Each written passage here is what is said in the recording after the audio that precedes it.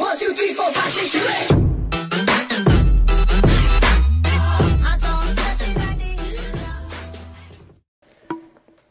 Agora, você vê como são as coisas, né?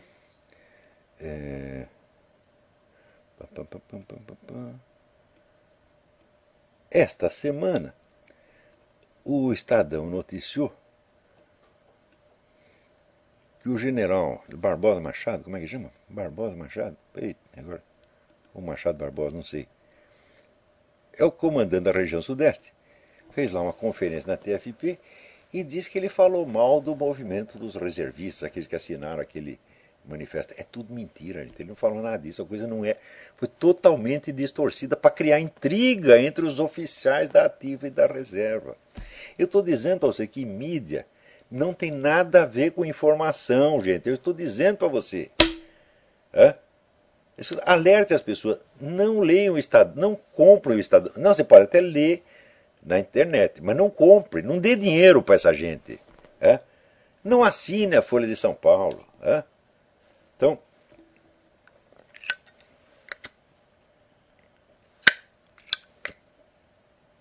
agora você vê, lembra quando o Pat Robertson disse que precisava dar um tiro no Hugo Chávez? Foi um escândalo nacional. Ele não deu tiro nenhum, ele só disse que precisava, que seria bom alguém dar um tiro no Hugo Chávez. Eu só discordo, porque não dois. Então, outro dia eu assisti um filme que tinha lá o instrutor, né, do Mossad treinando lá o garoto que e lição número 1, nunca dê um tiro, dê sempre 2. Número 1.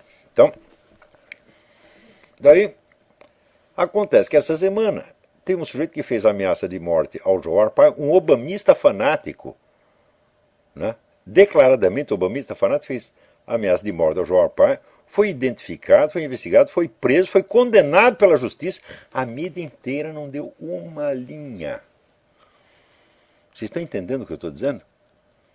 Se você quer informação, meu filho, ainda existe a internet, graças a Deus, por enquanto ainda tem. Jornal diário, noticiário de TV, é besteira, é bobagem, é para te enganar mesmo. Né? Então, não é que existe um bias, um viés, não, isso aí é eufemismo. Né? Se você quer ser, o bias existe, claro que existe o viés esquerdista. Tem aqui, esse cidadão, aqui, Tim Gross-Close, é um professor de ciência política na Universidade da Califórnia que ele inventou meios objetivos quantitativos de você medir o coeficiente de esquerdismo ou direitismo, né? Seja no político, seja na mídia, etc. Então, e ele coloca aqui as suas conclusões e fala, não tem como discutir. Quer dizer, a mídia aqui é 90% esquerdista mesmo, é totalmente obamista. Mas o problema não é ser obamista, o problema é quando você seleciona os fatos em função da sua preferência política. Porque, olha, eu conheci muitos jornalistas nos anos 60, 70, que era feito comunista para caramba, mais comunista que Lenin. Mas tinha senso jornalístico. Então, se viesse uma notícia que era contra o interesse da sua agremiação, ele ia publicar do mesmo jeito. Ele podia discutir a coisa na parte do período. Mas esse tipo de gente não existe mais. Sumiu. Uma pessoa assim, hoje, não sobe na carreira de jeito nenhum. Porque não atende às novas finalidades da empresa jornalística, que é ser um instrumento da administração estatal indireta. Aqui. Agora, então, eu queria começar contando a vocês que na semana passada eu dei uma entrevista de 1 hora e tanto para uma repórter da Isto É, chamada Raquel Correia, a respeito desses movimentos tipo Occupy Wall Street. E depois foi comunicado que a entrevista tinha sido substituída por uma outra entrevista com uma garotinha brasileira que faz parte do movimento. E é publicada em termos de que o movimento expressa indignação popular, etc, etc. Ou seja, propaganda do Occupy Wall Street. Então, obviamente, a minha entrevista foi ali censurada, né, por não combinar com o espírito pró-comunista que tem orientado aquela revista há muitos anos. Mas eu tive a precaução de gravar as minhas declarações. Então, nós estamos aqui como o cacique Mário Juruna, dos anos 60, 70, eu nem sei se ele está vivo ainda, Quando ele ia conversar com um deputado, senador em Brasília, ele levava um gravador. Né? Quer dizer que político não dá para confiar, então ele gravava tudo. E eu também, eu já aviso a todos os membros da grande mídia brasileira que quando decidirem me entrevistar eu vou estar gravando tudo sempre. Não as suas palavras, mas as minhas próprias. Tá certo? De modo que eu colocarei essa entrevista na íntegra, né, no meu site, no Mídia Sem Máscara, para documentar o estado atual da mídia brasileira. É curioso que, se você comparar esse estado com o que existia no tempo da chamada ditadura, na ditadura havia um censor para cada redação. O censor ficava ou na redação ou fora dela. No Estadão, onde eu trabalhava, eles não deixavam o censor entrar, ele trabalhava na portaria. Então ele cortava algumas notícias, né, mas no conjunto o jornal não era controlado de maneira alguma. Jamais houve uma tentativa do governo de controlar o conteúdo da mídia. Havia apenas a supressão de notícias que o governo considerava inconvenientes por motivos que eram dele, né?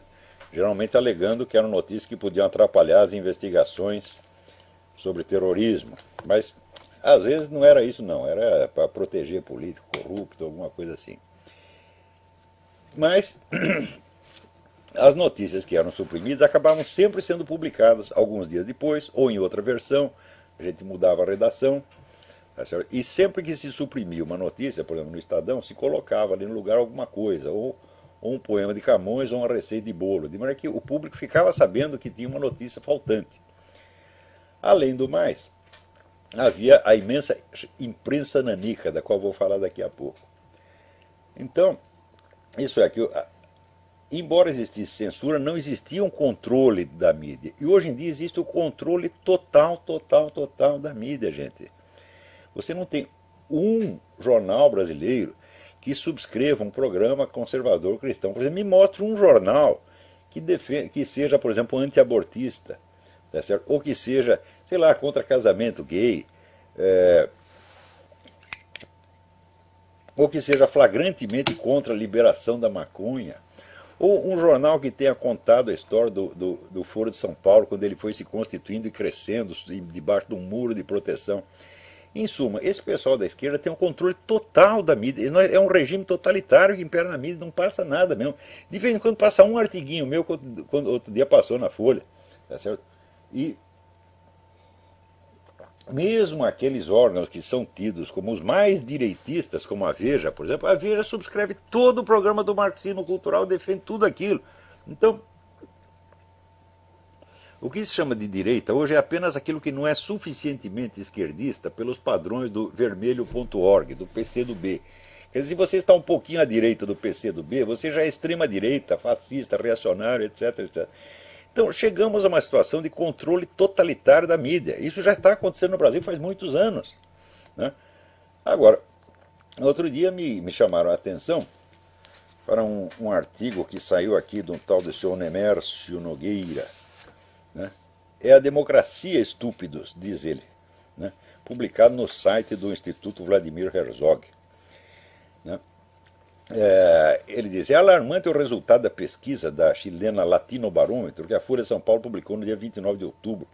Ela mostra que no último ano o apoio da população brasileira à democracia caiu de 54% para 45%. Daí, diz ele chama todos de população brasileira, todo um bando estúpido, não acredita, não entende a importância da democracia, né? E aproveita para dizer, por isso mesmo é muito importante o trabalho que vem sendo feito pelo Instituto Vladimir Herzog com o seu projeto Resistir é Preciso, resgatando os jornais e jornalistas que nas bancas, na clandestinidade ou no exílio combateram a ditadura. Em vídeos, livros, documentários e outras iniciativas, o Instituto insere na história do Brasil e procura mostrar a todos, principalmente aos mais jovens, qual era a realidade que vivíamos nos anos de chumbo. Vamos ver a realidade tal como eles a entendem. Então, uma tônica, eu não assisti todos os depoimentos, mas assisti alguns, os mais significativos, como por exemplo o do Audálio Dantas, que era presidente do Sindicato de Jornalistas, né, o do Zé Hamilton Ribeiro, do Milton Severino da Silva, né, Fernando Pacheco Jordão e outros, que eram meus colegas na época. E a tônica é o seguinte, é estabelecer um muro, um abismo de diferença entre o que era a grande mídia, que era cúmplice do governo militar, e o que era a imprensa nanica, já chamada nanica na época, né? Que eram então aqueles coitadinhos que resistiam à ditadura, né? Fora, totalmente marginalizados, excluídos, né? Aquelas vozes sufocadas pela censura e assim por diante. Só que essas são as palavras que eles mesmo usam para definir, né? E nos vários depoimentos ali, as pessoas se lembram daquela época, dos seus feitos heróicos daquela época e choram, se comovem diante do seu próprio heroísmo, né, do caráter sublime da sua biografia, dos seus feitos de juventude. Só que é o seguinte, junto com este empreendimento, o Instituto Vladimir Herzog promoveu uma exposição que dá para vocês uma ideia aproximada do que foi a imprensa nanica sob o ponto de vista quantitativo. Então é o seguinte, só no exterior, essa gente publicou 112 jornais. 112 jornais circulando no exterior. No Brasil havia mais 110. Só que desses 110, eles também não contam nisso aí as publicações acadêmicas das universidades, que eram todas de esquerda. É isso? Eles não contam o cinema, o rádio, a TV, etc, etc. Em suma, ora, se for contar só os jornais que eles puseram na lista, são 112 jornais. É verdade que nem todos duraram o tempo todo, tá certo? Alguns duravam 2 anos, 3 anos, depois acabavam, fundavam outro no dia seguinte. Eu me lembro, por exemplo, tem o colega meu do Jornal da Tarde, o Marcos Ferma, ele toda semana, né, criava um jornal novo.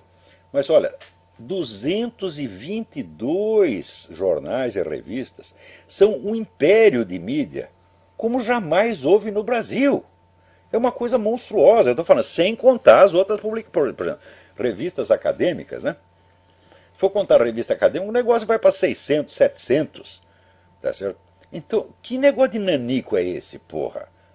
Vejam vocês, quantos jornais conservadores a direita consegue publicar hoje no Brasil? Nenhum único. Nenhum único. Agora, essa semana, amanhã, vão lançar uma revista, né, católica, lá onde que é mesmo? É em Campina Grande, na Paraíba, né? Então, Campina Grande, na Paraíba, conseguiu fazer uma revista católica, tá certo? Veja, quando o Foro de São Paulo já completou 21 anos de existência. Então, olha, fazer uma revista é difícil, custa caro. Então, é um negócio de perguntar, como eles conseguiram dinheiro para fazer 222 publicações e ainda ficar chorando miséria? Ora, o dinheiro, claro, veio de várias fontes, tá certo? Porém, todas elas compunham aquela rede de relações, tá certo? Que era entre os militantes, simpatizantes e companheiros de viagem, etc, etc, tanto no Brasil quanto no exterior. Esta mesma rede é o que fornecia proteção aos exilados, seja exilado que fugiu do governo, seja exilados voluntários, né? Tem muitos exilados, eu mesmo sou um exilado voluntário, né? Hoje em dia no Brasil também tem muito exilado voluntário, só que ninguém faz reportagem a respeito deles. Então, esta imensa rede, ela se identificava inteiramente com o movimento comunista internacional. O conceito do ouro de Moscou não é válido, porque Moscou não era a única fonte, se bem que fosse uma delas. Tá certo? Que havia várias correntes dentro do movimento comunista. As correntes, às vezes, eram independentes umas das outras, até conflitantes, mas na hora do combate estavam todas unidas e todas colaborando. E, sobretudo, neste empreendimento da chamada imprensa alternativa, você vê lá o PCB, o PCdoB, a POLOP, né, a AP, todas essas organizações participaram disso. Então é esta rede que dava proteção e ajuda a essa gente. Tá certo? Então, ora, esta rede é a mesma que estava no poder nos países comunistas. Vários países comunistas deram apoio a isso. Cuba deu apoio, a Argélia deu apoio. Mas, então, enquanto eles estavam, entre aspas, lutando pela democracia no Brasil, o mesmo movimento que os apoiava, que dava sustentação aos seus projetos, o que estava fazendo pelo mundo? Você veja, A China matou 1 milhão de pessoas na Revolução Cultural, quer dizer, depois de já ter matado mais de 60 milhões. Durante a Revolução Cultural, que começa em 1966, quer dizer, 2 anos depois do nosso malfadado golpe militar, quando essa gente, tipo, os nossos jornalistas de esquerda estavam aí fugindo pelo mundo e fazendo jornais, sofrendo horrores em Paris, não é isso? E, eles estavam lá matando 1 milhão de pessoas a partir de 66. No Camboja mataram 2 milhões entre 1975 e 1979. Na Coreia do Norte mataram 1 milhão entre 1965 e 1987, quer dizer, um ano antes de terminar a nossa ditadura. Na Etiópia mataram 1 milhão entre 1977 e 1978. Então, este era o empreendimento que sustentava social, econômica e politicamente essa gente. Olha, nenhum deles disse nunca uma palavra contra isto. Algum deles disse uma palavra contra o movimento comunista internacional? Jamais. Agora, quando morria um esquerdista aqui, era um forrobodó, era um barulho. Tá certo? Eu me lembro, olha, eu não posso olhar essa época com total antipatia, porque eu participei desta coisa. Eu colaborei com vários jornais da imprensa nanica, e inclusive participei do episódio mais importante da história, que ali no série de depoimentos do Resistir é Preciso é bastante celebrado ali pelo Audálio Dantas, Hamilton Ribeiro, Fernando Pacheco Jordão e outros, que foi a edição do famoso número 4 do jornal Unidade do Sindicato Jornalista de São Paulo. Eu estava lá, eu ajudei a preparar e fechar a edição, que foi o jornal que denunciou, foi o primeiro a denunciar a morte do Vladimir Herzog, causando depois uma onda de protestos, né, no Brasil inteiro. Então, eu estava lá, participei disso. Então, a juventude desses caras foi a minha mesmo. Quer dizer, eu passei o risco que eles passaram, que também não foi grande, tá certo? Colaborei com eles durante todo esse tempo. Só tem uma diferença. Eu, quando cheguei à maturidade, eu fiz uma revisão crítica do que foi a minha vida. E eles não, eles continuam lambendo os seus mitos de juventude, as suas glórias de juventude. Eles são os velhinhos caquéticos vivendo de glórias de 40 anos atrás.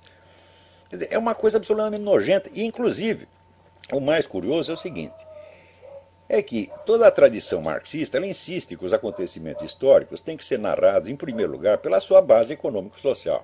Não se trata de falar de causas econômicas de tudo, mas pelo menos mostrar a base, quer dizer, os meios de ação, porque sem meios de ação não existe ação, e, evidentemente, a conquista dos meios de ação faz parte da própria ação. Então, se não sabemos de onde saiu o dinheiro, de onde saiu o recurso, de onde saiu a rede de relações sociais que possibilitou tal ou qual empreendimento, nada sabemos desse empreendimento.